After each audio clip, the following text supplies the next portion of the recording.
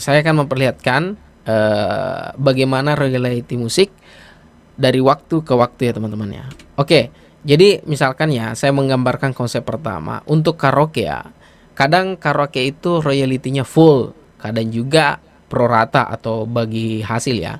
Jadi kapan dikatakan royalty-nya full? Ketika misalkan kita menggunakan konten semule ataukah konten musik orang lain, kemudian kita menyanyikan dan itu tidak terkena hak cipta berbagi. Nah, itu semata-mata akan full didapatkan penghasilannya. Mungkin tuh teman-teman yang pernah berhasil di konten karaoke pasti pernah merasakan itu dan jaya-jayanya pasti berpenghasilan banyak ya. Kemudian ada juga royalty pro rata. Nah, ini tentunya ketika misalkan kena hak cipta berbagi, tentu hak cipta berbagi ya karena namanya juga musik memiliki irama yang sama atau instrumen yang sama, pasti royalty-nya pro rata. Dan ini akan dibagi hasil teman-teman ya. Nah, kemudian ada namanya lirik musik. Nah, ini saya bentuk konsep dua.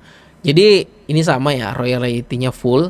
Kadang kalau misalkan kita mereupload konten orang lain musiknya, kadang pemilik hak cipta tidak menanamkan hak cipta di dalam konten itu.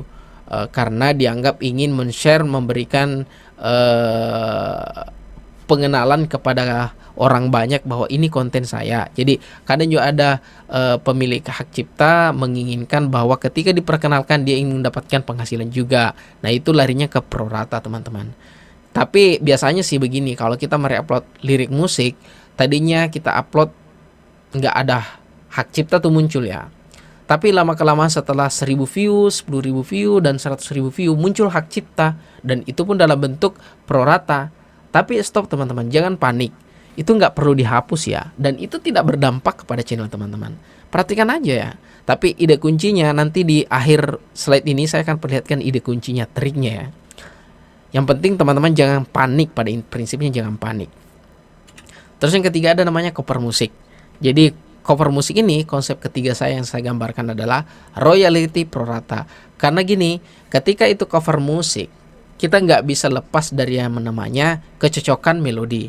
Artinya pasti kalau teman-teman menggunakan musik, gitar, drum, ataukah misalkan keyboard, itu pasti ada kecocokan ya. Kalaupun misalkan tidak ada kecocokan, itu minim, tapi biasanya sih royalty-nya full. Tapi umumnya royalty-nya pro rata, berbagi hasil. Dan saya pikirnya ketika misalkan kita menggunakan karya orang lain, menyanyikan karya orang lain, dan kita mendapatkan penghasilan, itu pun dibagi dua, saya pikirnya nggak jadi masalah.